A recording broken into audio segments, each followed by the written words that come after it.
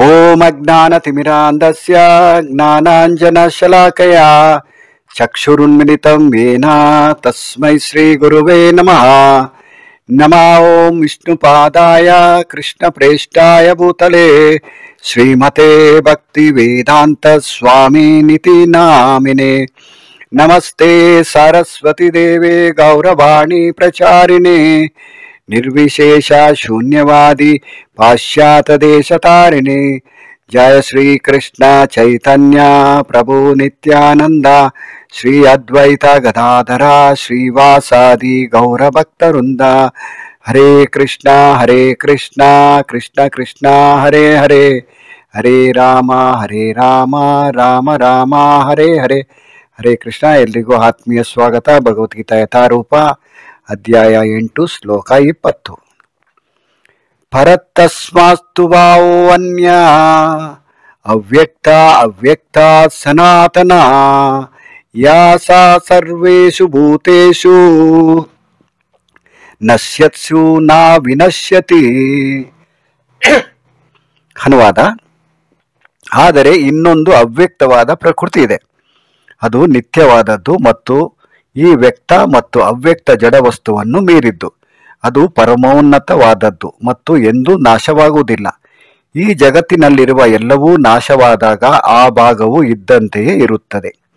ಭಾವಾರ್ಥ: ಕೃಷ್ಣನ ಶ್ರೇಷ್ಠ ಆಧ್ಯಾತ್ಮಿಕ ಶಕ್ತಿಯು ದಿವ್ಯವಾದದ್ದು ಮತ್ತು ಶಾಶ್ವತವಾದದ್ದು. ಐಹಿಕ ಪ್ರಕೃತಿಯು ವ್ಯಕ್ತವಾದದ್ದು ಮತ್ತು ಬ್ರಹ್ಮನ ಹಗಲು ರಾತ್ರಿಗಳಲ್ಲಿ ನಾಶವಾಗತಕ್ಕದ್ದು.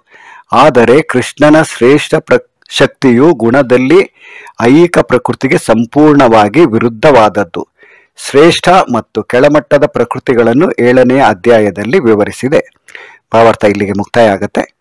ಈ ಶ್ಲೋಕದಲ್ಲಿ ಭಗವಂತನ ತನ್ನ ನಿತ್ಯಧಾಮದ ಬಗ್ಗೆ, ನಂತರ ನಾವಿರ್ತಕ್ಕಂಥ ಅಂದರೆ ನಾವಿಲ್ಲಿ ವಾಸ ಮಾಡ್ತಕ್ಕಂಥ ಐಹಿಕ ಜಗತ್ತಿನ ವ್ಯತ್ಯಾಸ, ಅಂದರೆ ಎರಡಲ್ಲಿರ್ತಕ್ಕಂಥ ವಿರುದ್ಧವಾದದ್ದು, ಅಂದರೆ ಐಹಿಕ ಪ್ರಕೃತಿ ಹೇಗಿದೆ ಅಂತ ಅದನ್ನು ಕೂಡ ಇಲ್ಲಿ ಪ್ರಭುಪಾದರು ಭಾವಾರ್ಥದಲ್ಲಿ ಗುಣದಲ್ಲಿ ಐಹಿಕ ಪ್ರಕೃತಿಗೆ ಸಂಪೂರ್ಣವಾಗಿ ವಿರುದ್ಧವಾದದ್ದು ಅಂದರೆ ಅದು ಆಧ್ಯಾತ್ಮಿಕ, ಅದ್ರ ಬಗ್ಗೆ ಇಲ್ಲಿ ವರ್ಣನೆ ಆಗ್ತಾ ಇದೆ.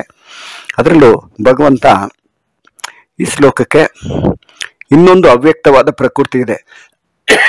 ಮೊದಲು ನಾವು ಅವ್ಯಕ್ತ ಅಂದ್ರೇನು, ವ್ಯಕ್ತ ಅಂದ್ರೇನು ಅಂತ ನಾವು ಚರ್ಚೆ ಮಾಡೋದಾದ್ರೆ ಅದಕ್ಕೆ ಉದಾಹರಣೆ ಕೊಡೋದು ಹೇಗೆ ಅಂದರೆ, ಸಮುದ್ರದ ತೀರದಲ್ಲಿ ನಾವು ನಿಂತ್ಕೊಂಡಿರ್ತೀವಿ ಅಥವಾ ಅಲ್ಲಿ ಮಕ್ಕಳು ಆಟ ಆಡ್ತಾ ಇರ್ತಾರೆ.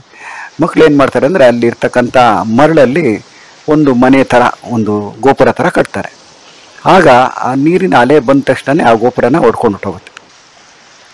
ಅಂದರೆ ಮೊದಲು ಮರಳಾಗಿದ್ದನ್ನು ಅದು ಅವ್ಯಕ್ತ ಸ್ಥಿತಿಯಲ್ಲಿರ್ತಕ್ಕಂಥ ವಸ್ತುವನ್ನು ತಗೊಂಡು ಒಂದು ರೀತಿಯಲ್ಲಿ ಅವರು ಒಂದು ರೂಪ ಕೊಡ್ತಾರೆ. ಅದಕ್ಕೆ ಆ ರೂಪ ಕೊಟ್ಟಾಗ ಏನಾಗುತ್ತೆ ಅಂದರೆ, ಆ ಮರಳಿಂದ ಮಾಡಿರ್ತಕ್ಕಂಥ ಒಂದು ಅರಮನೆ ಇರ್ಬೋದು ಅಥವಾ ಒಂದು ದೇವಸ್ಥಾನದ ರೂಪ ಕೊಟ್ಟಿರ್ಬೋದು ಅಥವಾ ಏನೋ ಒಂದು ರೂಪ ಕೊಟ್ಟಿರ್ತಾರೆ. ಅದಕ್ಕೆ ಅದನ್ನು ನೋಡಿದಾಗ ಏನನ್ಸುತ್ತೆ, ಇಷ್ಟು ಚೆನ್ನಾಗಿ ಕಟ್ಟಿದ್ಯಾ ನೀನು ಮನೇನ ಅಂತ ಹೇಳ್ತಾರೆ ತಂದೆ ತಾಯಂದರು.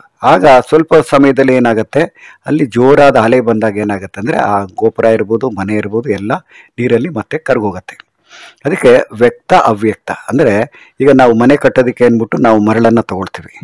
ಮರಳನ್ನು ಕಲಿಸ್ಬಿಟ್ಟು ಅದಕ್ಕೆ ಇಟ್ಟಿಗೆನೂ ಮಾಡ್ತಾರೆ ಅಥವಾ ಮಣ್ಣಿಂದ ಇಟ್ಟಿಗೆ ಮಾಡಿರ್ತಾರೆ. ನಂತರ ಮರಳನ್ನು ಆ ಇಟ್ಟಿಗೆ ಕಟ್ಟೋದಕ್ಕೆ ಅಥವಾ ಅದಕ್ಕೆ ಒಂದು ಮನೆಯನ್ನು ಕಟ್ಟಬೇಕಾದ್ರೆ ಏನಾಗುತ್ತೆ ಅಂದರೆ, ಇಟ್ಟಿಗೆ ಬೇಕು, ನಮಗೆ ಸಿಮೆಂಟ್ ಬೇಕು, ಮರಳು ಬೇಕು, ನೀರು ಬೇಕು, ಇದೆಲ್ಲ ಪ್ರತಿಯೊಂದು ಬೇಕಾಗತ್ತೆ. ಇದನ್ನೆಲ್ಲ ಮಿಕ್ಸ್ ಮಾಡಿ ನಾವು ಒಂದು ಮನೆಯನ್ನು ಕಟ್ತೀವಿ. ಆ ಮನೆ ಕಟ್ಟಿದಾಗ ಏನಾಗುತ್ತೆ, ಅದು ಒಂದು ರೂಪ ಬರುತ್ತೆ. ರೂಪ ಬಂದಾಗ ಏನಾಗುತ್ತೆ, ಅದಕ್ಕೆ ವ್ಯಕ್ತ ಅಂತ ಹೇಳ್ತಾರೆ. ಅದೇ ವ್ಯಕ್ತನ ನಾವು ಮತ್ತೆ ಅದನ್ನು ಹೊಡೆದಾಕ್ಬಿಟ್ಟಾಗ ಏನಾಗುತ್ತೆ ಅಂದರೆ, ಡೆಮಾಲಿಷನ್ ಮಾಡಿದಾಗ ಏನಾಗುತ್ತೆ ಅಂದರೆ ಮತ್ತೆ ಅವ್ಯಕ್ತ ಆಗುತ್ತೆ. ಅಂದರೆ ಯಾವುದನ್ನ ವಸ್ತುವನ್ನು ನಾವು ತಯಾರು ಮಾಡ್ತೀವಿ, ನಂತರ ಅದನ್ನು ಮತ್ತೆ ಮೊದಲ ಥರನೇ ಆಗೋಗುತ್ತೆ. ಆದರೆ ಭಗವಂತನ ಲೋಕಕ್ಕೆ ಅವ್ಯಕ್ತ ಅಂತ ಏನು ಹೇಳ್ತಾರೆ ಅಂದರೆ, ಅದು ಶಾಶ್ವತವಾಗಿರತ್ತೆ. ಯಾವುದೇ ರೀತಿ ಅದು ಯಾವುದೇ ವಸ್ತುವಿಂದ ಮಾಡಿಲ್ಲ. ಅದು ಮಾಡಿರೋದು ಅಂದರೆ, ಈಗ ನಾವು ಉದಾಹರಣೆ ಕೊಟ್ಟಾಗೆ ಮರಳು ತೊಗೊಳ್ತೀವಿ, ನೀರು ಮಿಕ್ಸ್ ಮಾಡ್ತೀವಿ, ಅದಕ್ಕೆ ಇಟ್ಟಿಗೆ ಮಾಡಿರ್ತೀವಿ ಮಣ್ಣಿಂದ, ನಂತರ ಸಿಮೆಂಟ್ ಮಾಡ್ತೀವಿ, ಅದನ್ನು ಗೋಡೆ ಕಟ್ಟೋದು, ಇದೆಲ್ಲ ಮಾಡ್ತೀವಿ. ಆದರೆ ಭಗವಂತನ ಲೋಕ ಯಾವಾಗಲೂ ಶಾಶ್ವತವಾಗಿರುತ್ತೆ. ಅದು ಸನಾತನ ಅಂತ, ಅದಕ್ಕೆ ದಿವ್ಯ ಅಂತ ಹೇಳ್ತಾರೆ, ಅದಕ್ಕೆ ಆಧ್ಯಾತ್ಮಿಕ ಅಂತ ಹೇಳ್ತಾರೆ. ಆದರೆ ನಾವಿರ್ತಕ್ಕಂಥ ಐಹಿಕ ಪ್ರಪಂಚದಲ್ಲಿ ನಾವು ನೋಡೋ ಹಾಗೇನೆ ನಮ್ಮ ದೇಹದಲ್ಲಿ ಕೂಡ ಎಷ್ಟೊಂದು ಬದಲಾವಣೆ ಆಗ್ತಾ ಇರುತ್ತೆ. ಅಂದರೆ ನಮ್ಮ ಶರೀರ ಯೌವನದಿಂದ ವೃದ್ಧಾಪ್ಯಕ್ಕೆ ಹೋಗುತ್ತೆ, ನಂತರ ಮುಪ್ಪು ಬರುತ್ತೆ, ನಂತರ ಒಂದಿನ ಕಳೆದೋಗುತ್ತೆ. ಅಂದರೆ ಈ ಲೋಕ ಕೂಡ ಅಷ್ಟೇ. ನಾವು ನೋಡ್ತಕ್ಕಂಥ ಸುಮಾರು ಮನೆಗಳಿರ್ಬೋದು, ಬಿಲ್ಡಿಂಗ್ಗಳಿರ್ಬೋದು, ಅಪಾರ್ಟ್ಮೆಂಟ್ಗಳಿರ್ಬೋದು, ಎಲ್ಲ ಒಂದಲ್ಲ ಒಂದು ದಿವಸ ಅದು ನಾಶ ಆಗುತ್ತೆ. ಅಂದರೆ ಇಲ್ಲಿ ನಾವಿರ್ತಕ್ಕಂಥ ಪ್ರದೇಶದಲ್ಲಿ ಪ್ರತಿಯೊಂದಕ್ಕೂ ಒಂದು ಸಮಯ ಅಂತ ಇರುತ್ತೆ. ಒಂದು ನಿರ್ದಿಷ್ಟವಾದ ಸಮಯದಲ್ಲಿ ಅದನ್ನು ತಯಾರು ಮಾಡಿರ್ತಾರೆ. ನಂತರ ಒಂದು ಏನು ನಾವು ಹೇಳ್ತೀವಿ ನೋಡಿ, ಎಕ್ಸ್ಪೈರಿ ಡೇಟ್ ಅಂತ.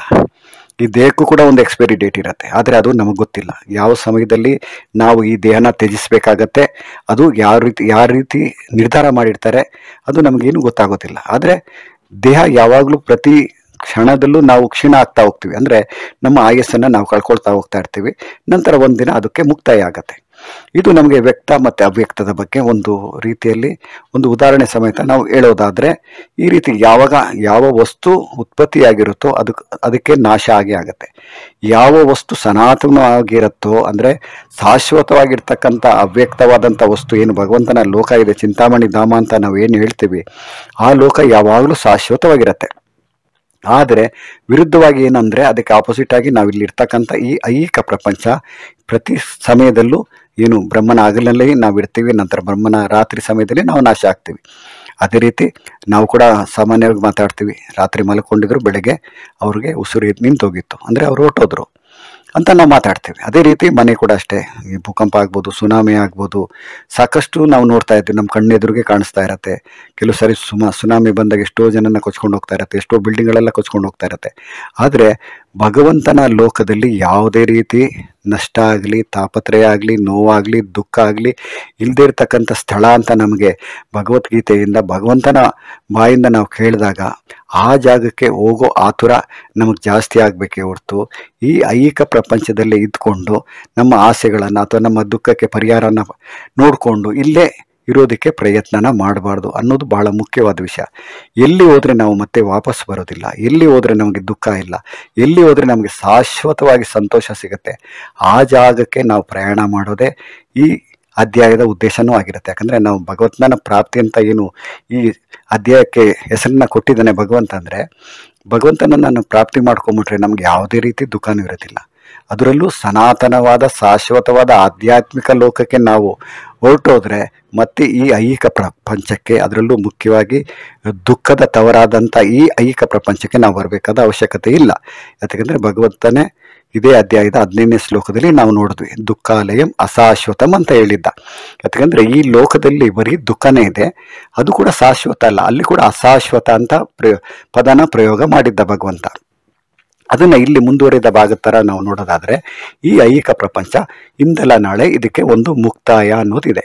ಅಂದರೆ ಇದು ಶಾಶ್ವತ ಅಲ್ಲ, ಇದು ನಾಶವಾಗತಕ್ಕಂಥದ್ದು ಅಂತ ನಾವು ಅರ್ಥ ಮಾಡಿಕೊಂಡಾಗ ಎಲ್ಲಿ ನಮಗೆ ಶಾಶ್ವತವಾದ ಸಂತೋಷ, ಸನಾತನವಾಗಿರ್ತಕ್ಕಂಥ ನಾವು, ಅಂದರೆ ಆತ್ಮಕ್ಕೂ ಸನಾತನ ಅಂತ ಹೇಳ್ತಾರೆ, ಅದಕ್ಕೆ ಹುಟ್ಟು ಇಲ್ಲ ಸಾವು ಇಲ್ಲ ಅಂತ ನಾವು ಅರ್ಥ ಮಾಡ್ಕೊಂಡ್ಮೇಲೆ ನಮಗೂ ಕೂಡ ಒಂದು ಶಾಶ್ವತವಾದಂಥ ಆಧ್ಯಾತ್ಮಿಕ ಶರೀರನ ತಗೊಂಡು ಆಧ್ಯಾತ್ಮಿಕ ಲೋಕಕ್ಕೆ ನಾವು ಪ್ರಯಾಣ ಮಾಡೋದಕ್ಕೆ ನಾವು ಶುರು ಮಾಡಿದ್ರೆ, ಅಂದರೆ ಅದಕ್ಕೆ ಅಲ್ಲಿಗೆ ಹೋಗೋದಕ್ಕೆ ನಮಗೆ ಏನು ಅರ್ಹತೆ ಬೇಕು ಅದನ್ನು ನಾವು ಸಂಪಾದನೆ ಮಾಡ್ಕೊಳ್ಳೋದಕ್ಕೆ ಮನುಷ್ಯ ಜನ್ಮದಲ್ಲಿ ಮಾತ್ರ ಅವಕಾಶ ಇದೆ ಅಂತ ನಮಗೆ ಅರ್ಥ ಆದಾಗ ನಾವು ಭಗವಂತನ ವಾಣಿಯನ್ನು ಕೇಳ್ತಾ ನಂತರ ಭಗವಂತನ ಶುದ್ಧ ಭಕ್ತರಾಗಿರ್ತಕ್ಕಂಥ ಪ್ರಭುಪಾದರ ಭಾವಾರ್ಥನ ನಾವು ಅರ್ಥ ಮಾಡಿಕೊಂಡು ಅಲ್ಲಿಗೆ ಹೋಗೋದಕ್ಕೆ ನಮ್ಮ ಪ್ರಯಾಣಕ್ಕೆ ನಾವು ಸಿದ್ಧತೆ ಮಾಡ್ಕೊಳ್ಳೋದು ನಮ್ಮ ನಿಜವಾದ ಧ್ಯೇಯವಾಗಿರುತ್ತೆ ಅನ್ನೋದನ್ನು ಹೇಳ್ತಾ ಈ ಶ್ಲೋಕಕ್ಕೆ ಇಲ್ಲಿಗೆ ನಾನು ಸಮಾಪ್ತಿ ಮಾಡ್ತೀನಿ. ಹರೇ ಕೃಷ್ಣ.